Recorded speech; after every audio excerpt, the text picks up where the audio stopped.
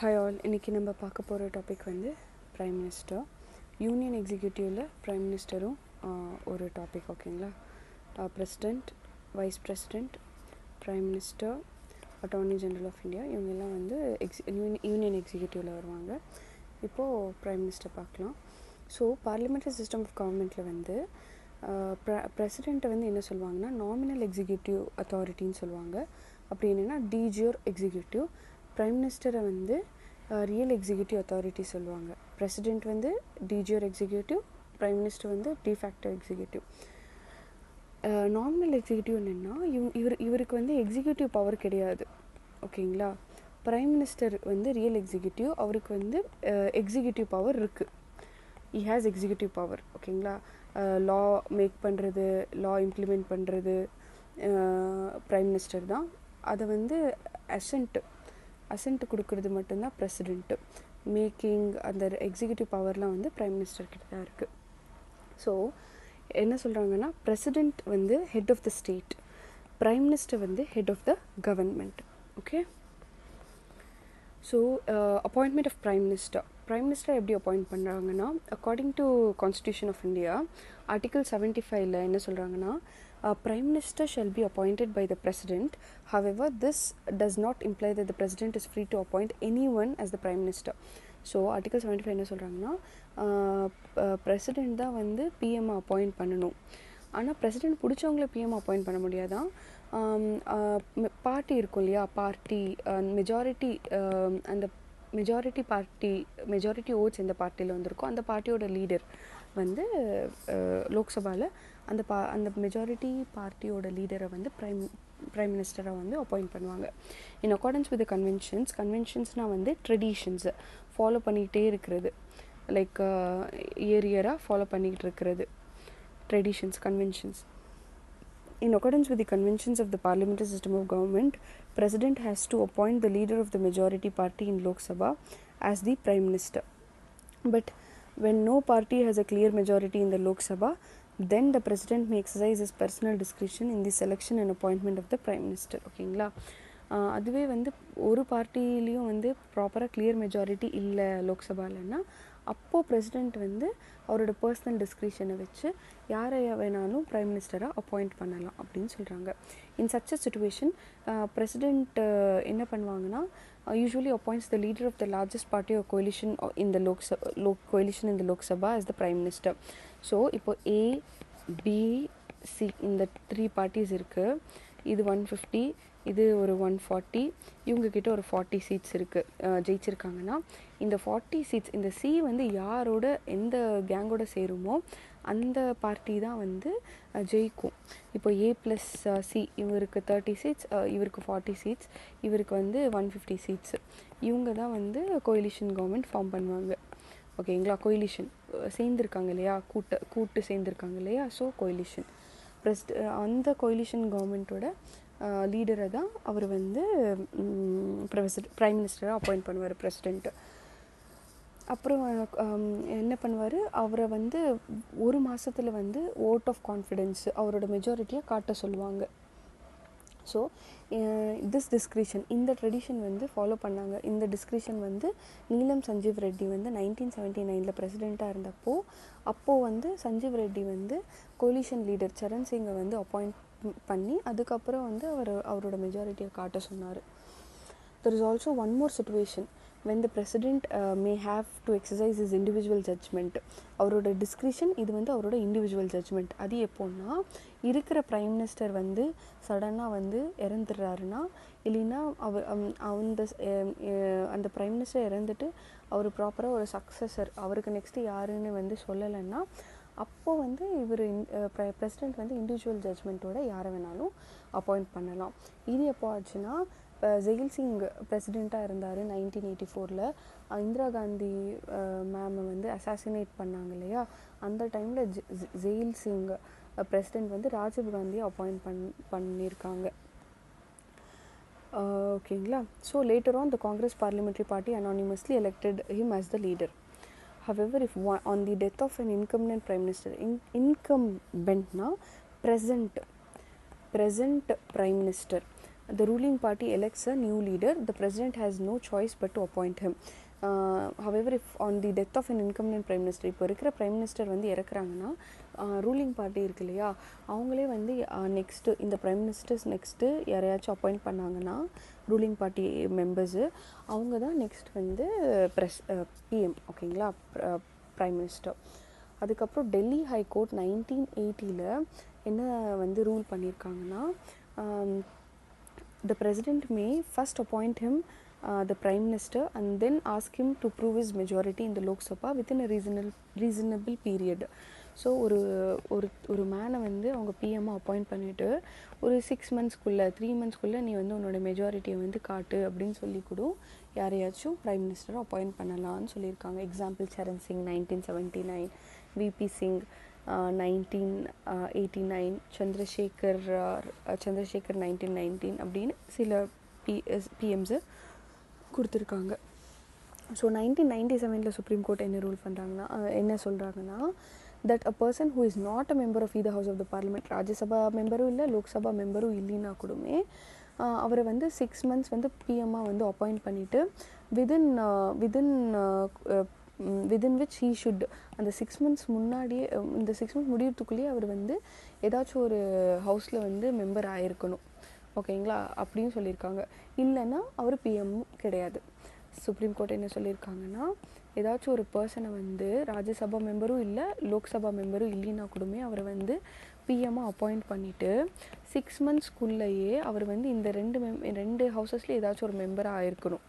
இல்லைன்னா அந்த 6 months முடிஞ்ச பிறகு ஹி சீசஸ், அவர் அந்த பிஎம்மாக இருக்க முடியாது. அந்த 6 months உள்ளாரையே வந்து அவர் வந்து அந்த மெஜாரிட்டியை ப்ரூவ் பண்ணாருன்னா அவர் பிஎம்மாக இருக்கலாம், ஓகேங்களா. Constitutionally, the Prime Minister may be member of any 2 houses of Parliament, ஓகேங்களா. ராஜ்யசபா மெம்பராக இருக்கலாம், லோக்சபா மெம்பராக இருக்கலாம்.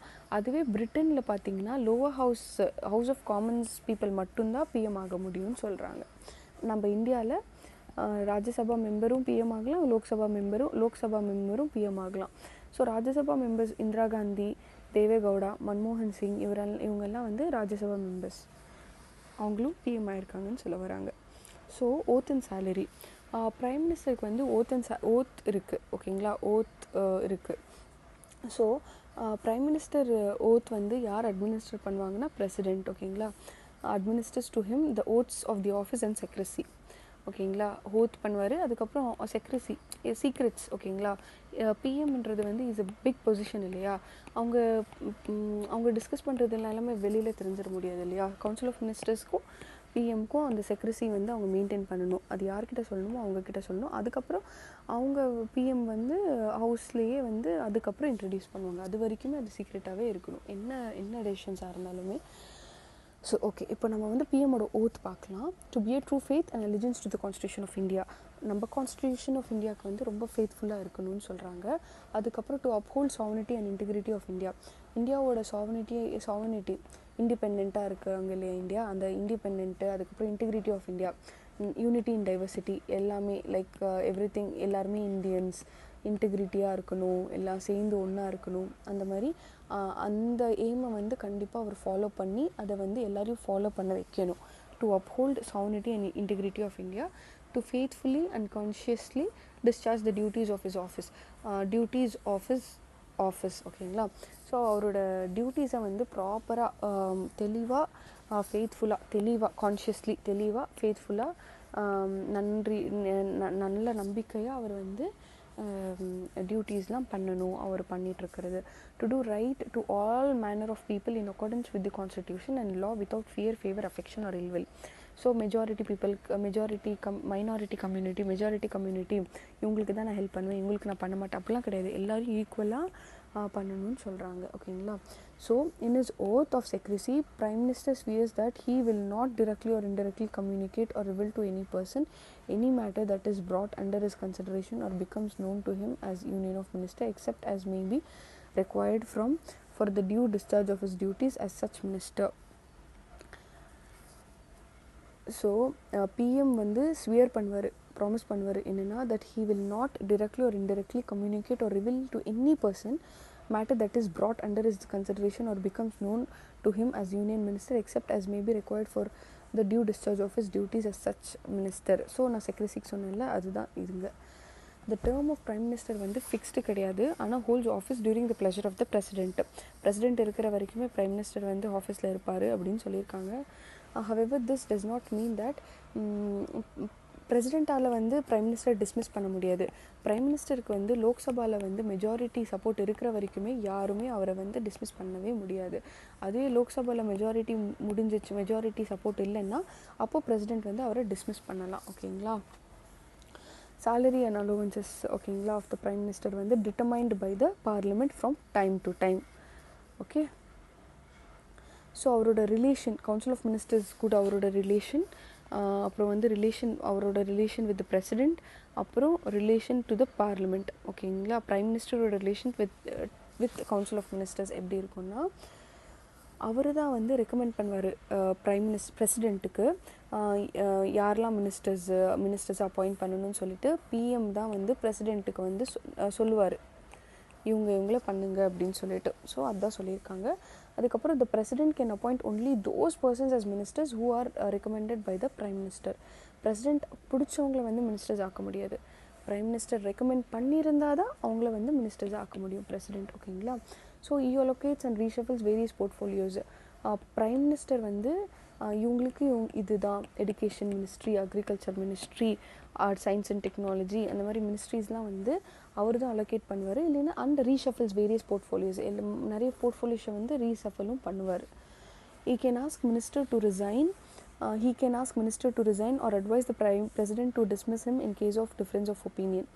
ஸோ ஏதாச்சும் ஒரு மினிஸ்டர், இப்போ 5 மினிஸ்டர்ஸ் இருக்காங்க, அதில் ஒரு மினிஸ்டர் வந்து ரொம்ப வந்து அப்போஸ் பண்ணிக்கிட்டே இருக்காருன்னா பிஎம்ஏ சொல்லலாம், நீ வந்து ரிசைன் பண்ணியிருப்பான்னு சொல்லிட்டு. இல்லைன்னா பிரசிடெண்ட்டுக்கு சொல்லி அவரை வந்து அந்த மினிஸ்டரை வந்து டிஸ்மிஸ் பண்ணலாம் அப்படின்னு சொல்லியிருக்காங்க.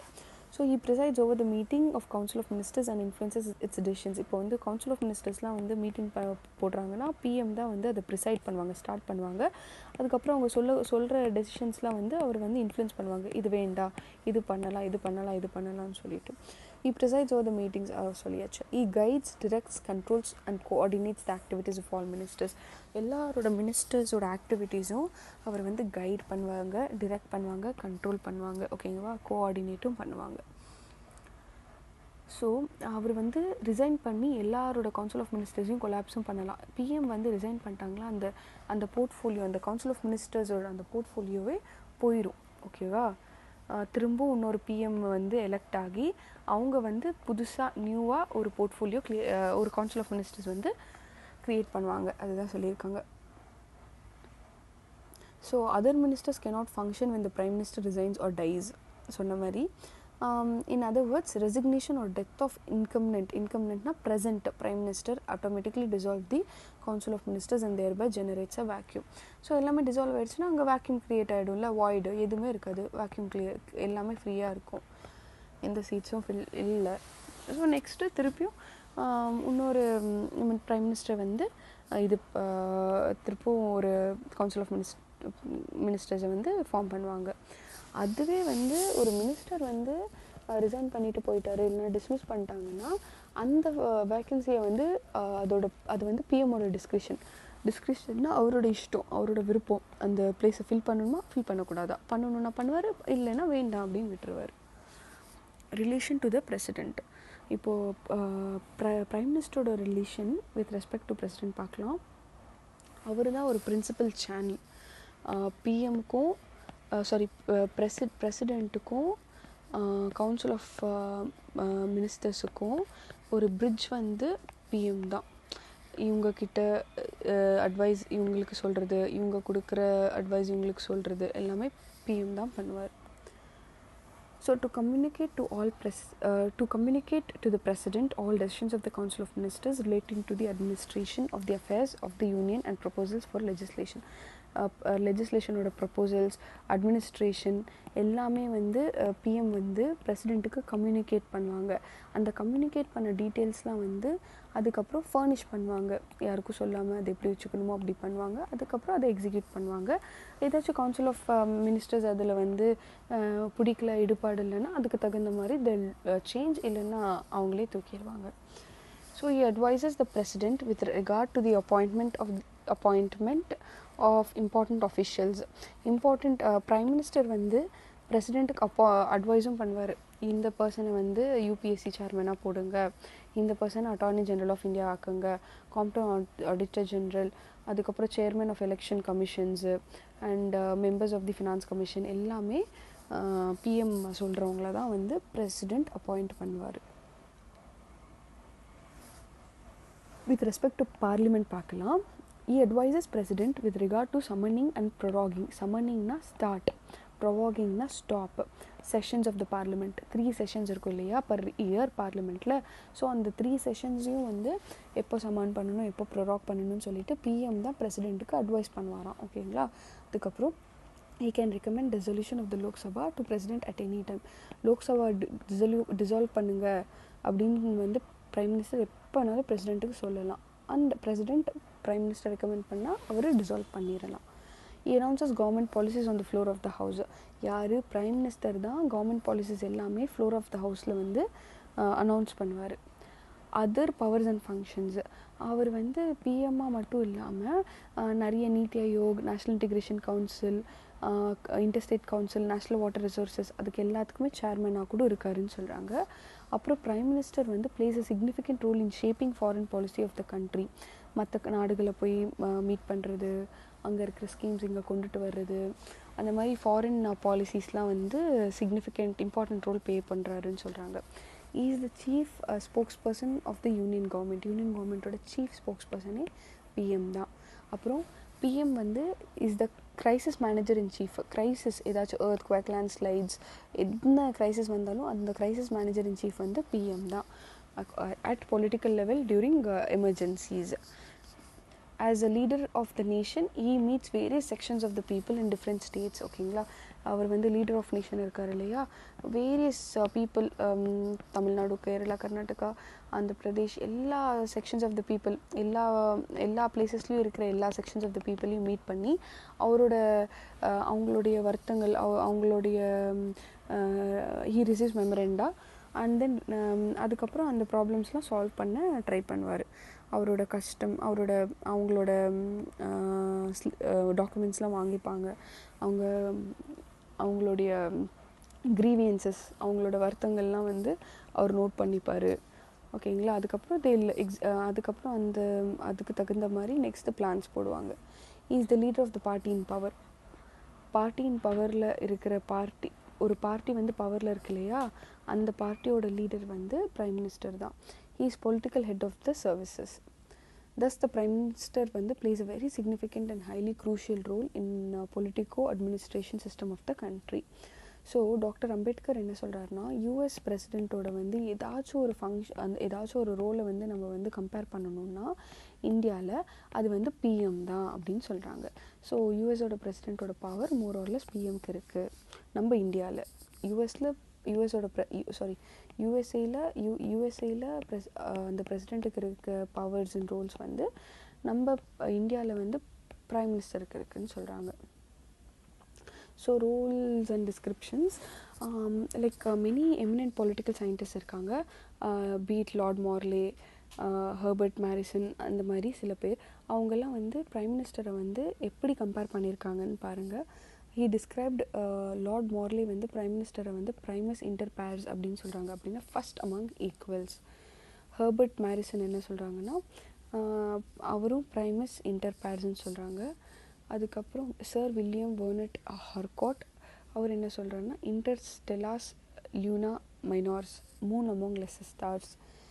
ஜென்னிங்ஸ் என்ன சொல்கிறாங்கன்னா, he is rather a sun, என்ன சொல்கிறாங்க, a sun around which planets revolve, ஒரு sun around which planet revolves அப்படின்னு சொல்கிறாங்க. ஹெச்ஜே லக்ஷி என்ன சொல்கிறாருன்னா, prime minister is central to its formation, central to its life and central to its டெத்துன்னு சொல்கிறாங்க.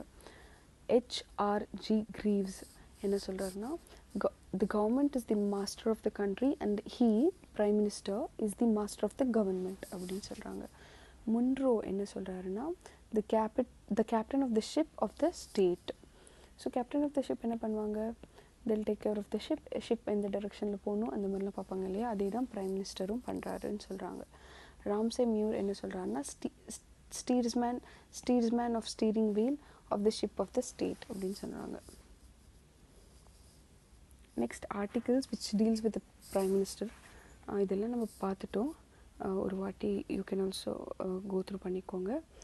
என்ன சொல்கிறாங்க, ஆர்டிகல் 74 என்ன சொல்லுறாங்கன்னா, there shall be council of ministers with prime minister at the head to aid and advise president. ஓகேங்களா, அதே தான் நம்ம முன்னாடி எல்லாம் பார்த்துருக்கோம்.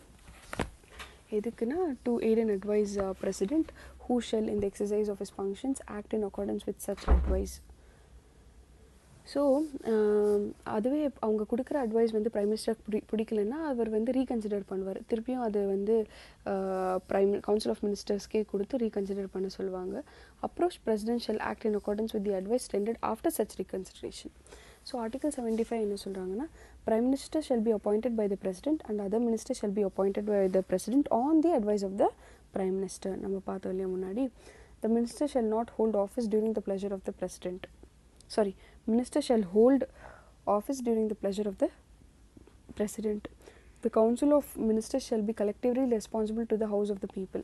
So council of ministers வந்து collectively responsible to the house of the people. அப்படின்னா லோக்சபாக்கு அவங்க கலெக்டிவாக ரெஸ்பான்சிபிளாக இருக்காங்கன்ட்டு.